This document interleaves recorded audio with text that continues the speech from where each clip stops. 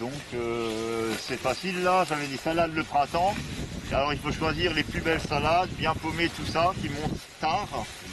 Et celles-là, ben, c'est les plus belles, mais on les garde pour les semences. Ouais, ça gêne pas les tomates. Non, bah qu'il y en ait quelques-unes, c'est pas gênant. Là c'est du haricot rame là. Derrière il y a des petits. Alors là ça soif un peu quoi. Mais bon. Ça va rouler, hein. J'ai d'autres haricots, j'ai des haricots noirs qui arrivent là. Sur ces plants, tu laisses toujours certains que tu récoltes pas et tu vas pour avoir des graines.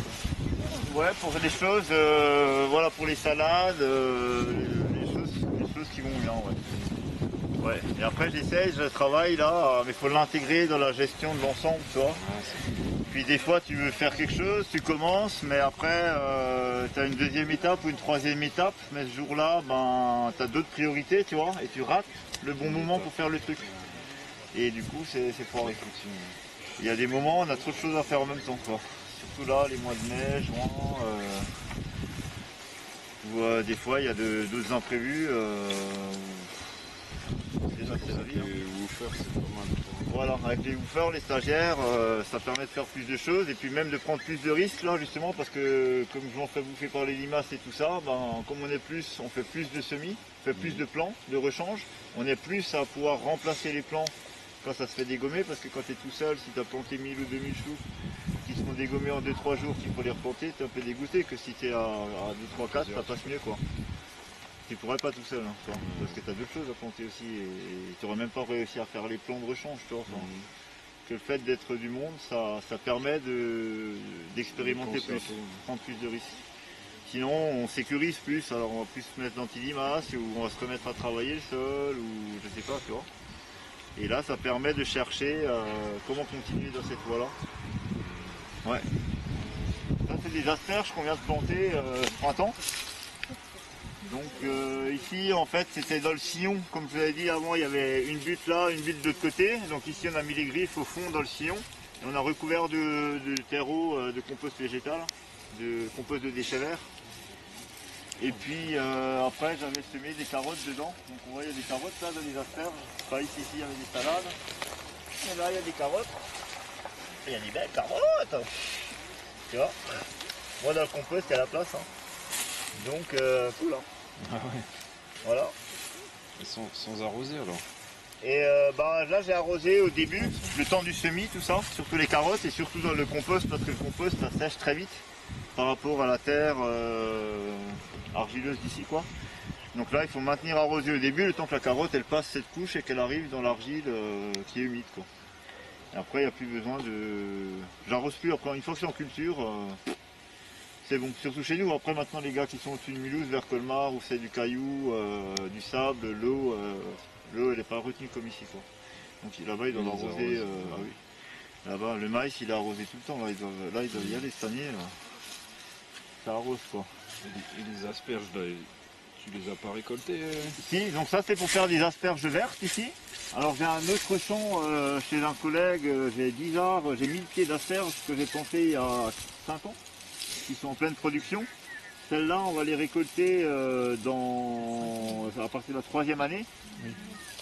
Donc c'est des variétés anciennes là, c'est-à-dire que je peux prendre les graines là, et j'ai qu'une variété ici, j'ai pris celle qui marchait le mieux, j'en avais essayé plusieurs avant, donc celle-là je peux récupérer les graines et refaire mes plants. Ouais. Ouais, enfin c'est les fruits, les graines sont dedans quoi. Ça se mange pas du tout? Je pense pas, ouais, c'est des graines disons, tu vois, il n'y a pas... Non, je crois pas, j'ai jamais entendu, mais pourquoi je pourrais regarder dans un livre. Et là il y a les graines. Donc on attend qu'ils sèchent, ça se récolte à l'automne. Et puis si on veut les faire. Et puis donc là, oui, on récolte pas les premières années, hein, parce que les asperges, donc c'est cette tige, quand elle est toute jeune. Et puis si on la récolte pas, bah, elle monte, puis elle fait des branches, des feuilles. Et puis sinon on les récolte du mois de fin avril à début juin, mi-juin. Et après on arrête de récolter, et comme ça elles refont des feuilles. Parce que si on continue à récolter, bah, elles n'ont plus le temps de faire des réserves pour repartir l'année d'après.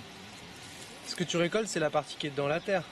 Alors pour les asperges blanches, tu vas faire une butte plus haute, comme ça va sortir dans la butte et dès que ça pointe, tu vas la récolter. Comme il n'y a pas de photosynthèse, elle reste blanche. Et ici, on veut faire des asperges vertes. Donc ici, je vais les laisser sortir de terre et puis quand elles ont à peu près cette taille, je les récolte. Et comme elles sont à la lumière du soleil, elles sont vertes. Mais c'est la même variété. Si je veux faire des blanches, il suffit que j'augmente ma butte là et ça me fera des asperges blanches. Et les violettes? Et les violettes, c'est des variétés qui ont tendance à devenir violettes. Mais c'est pareil, c'est quand ça voit la lumière que ça devient violet. Ok.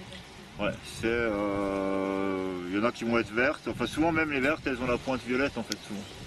Il y en a qui sont plus violettes, c'est comme les tomates bleues là-bas, c'est du, comment on appelle ça, l'anthracine, je sais plus quoi, c'est un truc qui devient bleu-violet au soleil, je pense que c'est la même chose des asperges. Et juste là, ouais, j'ai pas très bien compris. Là c'est c'est les premières années, donc la première année, donc là tu fais rien. Je récolte pas. Et qu'est-ce que tu vas faire après? Et ben cet hiver donc je vais les coucher là. D'accord. Je vais les bâcher en janvier. Alors, quoi que je récolte pas, alors ouais, je vais peut-être mettre quand même une bâche l'hiver pour nettoyer, tu vois, un peu. Que je vais débâcher en mars-avril quand elles vont commencer à sortir. Et puis alors, je vais les relaisser pousser simplement. Et là, Pardon. Comment ça se fait qu'elles meurent pas quand elles sont bâchées? Parce que c'est pareil, elles peuvent pas faire de photosynthèse. ouais, mais elles ont des réserves dans les racines. Ah ok, d'accord. C'est une vivace en fait. Ah, c'est ok. une plante pérenne, l'asperge, donc elle emmagasine des réserves dans les racines. Et comme ça, quand il gèle l'hiver, ça va geler. Ouais. Et les racines, elles, dans la terre, vont vivre au ralenti, un peu en hibernation, et elles repartent au printemps, parce qu'elles ont de la réserve. Ok. Alors qu'une annuelle, elle ne peut pas faire ses réserves, et enfin même, elle arrive en fin de vie, en fait. De toute façon, elle a fait ses graines, et elle meurt l'annuelle. Et quand tu récoltes une asperge, c'est-à-dire que tu récoltes toutes les racines en même temps ou parce que je vois bien à quoi ressemble une asperge, enfin j'ai déjà retiré, Ouais. mais j'ai jamais trop fait gaffe à les racines on va dire. Donc, Ah, mais je touche pas les racines des asperges. Hein. Tu la coupes, hein. D'accord. Ouais. En fait, l'asperge, c'est vraiment la jeune pousse qui sort. C'est ça, hein. C'est ça, mais tu imagines que ça, avant, toutes les branches, elles étaient à l'intérieur, là, tu vois. Ah, C'est une tête, hein. ok. C'est, tu vois, ça fait oui, à l'envers, tu vois. Et après, quand elle ouvre, elle fait comme ça.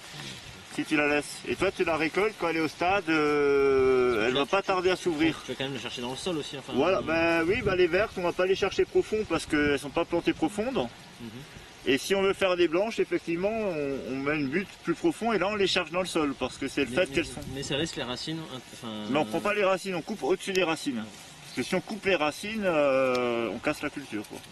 Ça, il faut faire attention si on va trop. Enfin, bon, ça se coupe pas comme ça, c'est costaud à la griffe Et d'asperge. ça donne plusieurs années? Et ça donne, oui, si tu veux être dans l'idéal de production, dans le top, tu les renouvelles, tu fais que tous les 7 ans, c'est une nouvelle série qui rentre en production. Toi, tu les gardes jusqu'à 7 ans pour être au top. Mais après, tu peux les garder 10, 15, 20, 25 ans. Tu vois, apparemment, le calibre, il diminue un peu, c'est un peu moins productif. Voilà. Le même pied. Le même pied, ouais. Ouais, c'est vivace, hein, c'est comme un arbre ou tu vois. S'il n'y a pas un problème particulier, ça ne meurt pas l'asperge. Ouais. Donc c'est intéressant. Après on verra si tu vois vraiment que ça donne plus, bon bah tu fais une nouvelle série. Voilà, j'ai fait un roulement, j'ai une série là-bas qui est en production, j'ai mis celle-là en route. Et puis après, dans 2-3 ans, je vais relancer une série quoi. Comme ça j'ai un roulement et puis après je verrai. Si ça donne, bah, j'aurai plein d'asperges. Et puis s'il y a une série qui commence à plus donner grand chose, ben, j'en aurai quand même des nouvelles qui devraient donner. Je ne sais pas comment sera l'avenir. Ouais. Donc on prévoit.